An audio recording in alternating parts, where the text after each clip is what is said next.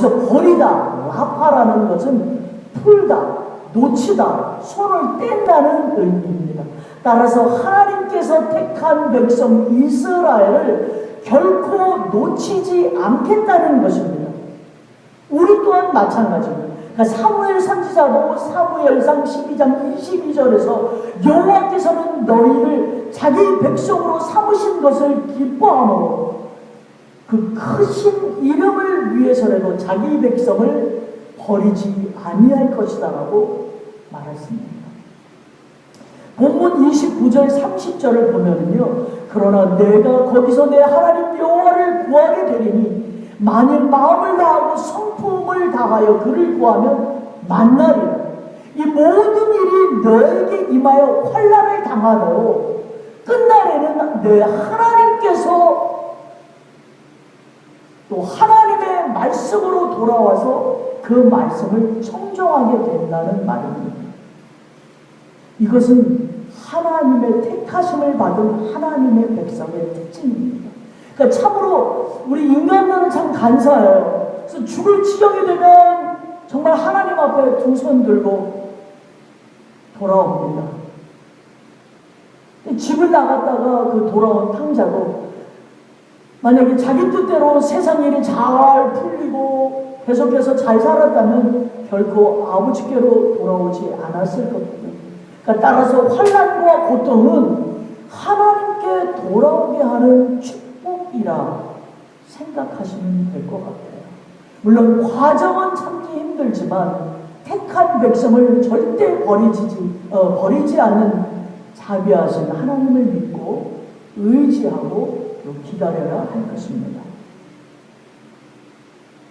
또 두 번째로 하나님의 자비하심이란 멸하지 않으신다는 겁니다. 너를 멸하지 아니하시며, 여기서 멸하다는 것은 파괴한다는 의미를 갖습니다. 그러니까 모세의 이 고별 설교에서 이 부분은 이제 이스라엘 앞에 놓여 있는 그 길, 그 죽느냐 사느냐는 아주 중대한 갈림길에서 생명의 길을 가르쳐 주는 겁니다.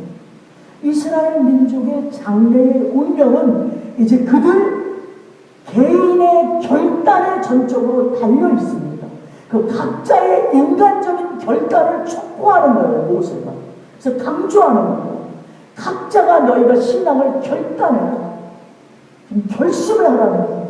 하나님께서 이스라엘 민족에게 베푸신 자비와 은총에 대하여 백성들이 분명하게 기억하고 그리고 감사함으로 하나님을 섬겨서 그의 율법을 준수해야 한다는 것을 강조하고 있습니다. 유일하신 참 하나님은 질투하시는 하나님. 그래서 하나님은 우상 숭배를 용서하지 않으시고 변심하거나 불순종을 싫어하시고 용서하지 않는 엄한 하나님, 그러나 의로우신 하나님이라는 것. 그래서 신명기 28장에 내가 내 하나님 여호와의 말씀을 청정하지 아니하고 내게 명령한 그의 명령과 규례를 지키지 아니함으로 이 모든 저주가 너에게 왔다. 너를 따르고 너가 마침내 멸하게 된다는 겁니다. 나중에 신명기 28장을 읽어보시면 1장에서 14절까지는 축복의 말씀입니다. 15절부터 내려가서 몇 절까지 있거든요. 다 저주입니다. 자비의 하나님은 택한 백성을 불쌍히 여기시고 사랑하심으로써 자비를 베풀고 멸하지 않으시겠다는 것. 하나님은 이 세상을 창조하시고 사람들에게 창조하신 모든 것을 주셨어요. 그리고 생육하라, 번성해라, 그리고 너희가 다스려라, 이렇게 말씀하셨습니다. 죽을 죄를 지은 아담과 하와에게 가죽옷을 입혀서 에덴을 내보냅니다. 하나님은 이렇게 또다시 자비를 베푸시고 또 기회를 주시고 한없이 기다려주시는 그런 용서와 자비의 하나님이십니다. 그러므로 우리의 모든 삶의 우선순위가 하나님이십니다. 오직 하나님만을 섬겨야 할 것입니다. 세 번째로는 잊지 않으시겠다라는 자비하심입니다. 내가 너희 조상에게 맹세한 그 언약을 잊지 않을게 하신 것은, 하나님은 이스라엘의 선조들과 맺은 언약을 통해서 이스라엘의 죄인들에게 은혜를 베푸시고, 모세는 금송아지 사건 이후 그의 기도에서 아브라함, 이삭, 야곱과 맺은 언약을 기반으로 용서를 구합니다. 하나님이 비록 이스라엘이 범죄했을지라도 회개하면, 그래서 회개가 중요해요. 회개하면 이 같은 은총을 베푸시는 까닭은 하나님께서 하나님의 자신을 걸고 하신 무조건적인 언약을, 하나님이 언약하신 그 언약을 잊지 않고 지키시겠다라고 하시는 겁니다. 시편 103편을 보면 내 영혼아 여호와를 송축하라. 내 속에 있는 것들아 그 성호를 송축하라. 내 영혼아 여호와를 송축하라. 그 모든 은혜를 잊지 말아라. 여호와는 자비로우시고 은혜로우시며 노하기를 더디하신다. 인자하시니 풍부하신 하나님이라고 고백하고 있습니다. 그래서 이 인자하신 하나님은 자기를 경외하는 자에게 영원전부터 영원까지 이르러 하나님의 자비를 베푸실 거야 하고 있습니다. 그래서 그 시편 기자는 자비에 하신 하나님을 찬양합니다. 그렇습니다. 우리를 절대 버리시지 아니하시고 멸하지 아니하시고 언약을 잊지 아니하시는 자비의 하나님을 우리 인생의 우선순위로 삼고 하나님께 드리는 예배를 최우선으로 생활하는 믿음의 성도들이 다 되어야 할 것입니다. 그렇게 믿음으로 살려고 애쓰는 주의 자녀들에게 하나님은 반드시 자비를 베푸시고, 신명기 28장에 나오는, 한번 댁에 가서 꼭 읽어보세요. 하나님의 언약의 복을 자손 대대로 부어주실 줄 믿습니다. 아멘.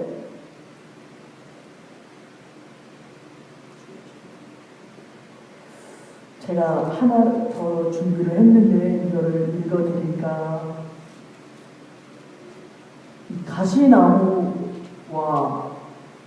가시나무에게도 자비를 베푸신 하나님이라는 글이 있어요. 제가 끝으로 이거를 좀 읽어드릴게요. 한 사람이 어린 딸과 함께 산지에 살면서 양을 치고 있었습니다. 어느 날 아버지와 딸은 근데 그 양 한 마리를 잃었어요. 그래서 잃은 양을 찾다가 그 양이 가시나무에 걸려서 빠져나오지 못하고 파동된 것을 발견합니다. 그들은 조심스럽게 그 양을 가시덤불에서 떼어냈으나 그 양은 이미 상처투성이가 된 거예요. 막 긁히고, 그 긁힌 자죽을 우리 딸이 보면서 양이 너무 불쌍한 거예요. 그래서 막 울면서 아버지한테 이렇게 얘기했어요. 아빠, 저 가시나무가 너무 미워요. 저 나무를 잘라버려요. 막 그랬어요. 그러니까 아버지가 그래 도끼를 가지고 와서 이 가시나무를 잘라버리려고 그곳을 찾았습니다. 나무 가까이 갔는데 그 딸이 이렇게 보니까 작은 새 한 마리가 막 파동되고 있는 거예요. 그 가시나무 위에. 그래서 이렇게 보니까 그 작은 부리로 양이 가시에 긁히면서 그 털이 이렇게 남겨져 있었잖아요. 그 털들을 쪼는 거예요. 털들을 쪼아 모으는 것을 본 거예요. 이 작은 새는 작은 부리를 통해서 가득히 털을 모아 또 날아가는 거예요. 이것을 살피던 딸이 아버지에게 말합니다. 아빠, 하나님께서 왜 이곳에 가시나무를 자라게 하시는지 이유를 알 것 같아요. 나무의 가시들은 작은 새가 집을 지을 수 있는 부드러운 털을 모으는 그러한 일을 하는가 봐요. 이렇게 아이가 깨달았다고 합니다. 사실 대자연은 서로 조화를 이루어 하나님의 목적을 이루어 나가고 있는 겁니다. 우리가 수고하고 노력한 대가로 얻은 것이 만약에 가라지라면 이게 얼마나 화나는 일입니까? 그러나 주님께서는 가라지나 가시나무들, 일지라도 뽑거나 베어버리는 것을 원치 않으십니다. 세상의 끝날에 심판하실 이가 따로 있기 때문에 오늘 우리는 가시나무, 가라지도, 좌절, 실패도, 죄에 시달린 우리 형제 자매도 다 품고 안고 언젠가 만날 주님이 보상해 준 그날을 기다리는 것이 우리 믿는 자의 일입니다. 하나님은 우리에게 큰 자비를 베푸시는 분입니다. 그래서 우리도 아버지가 자비로운 것 같이 너희도 자비를 베풀어라. 자비로운 자가 되어라 라고 말씀하셨습니다. 한 주간도 자기 하나님을 마음속에 두고 그렇게 직장에서, 사업에서, 가정에서 자비로운 하나님과 동행하시기를 바랍니다. 기도합니다.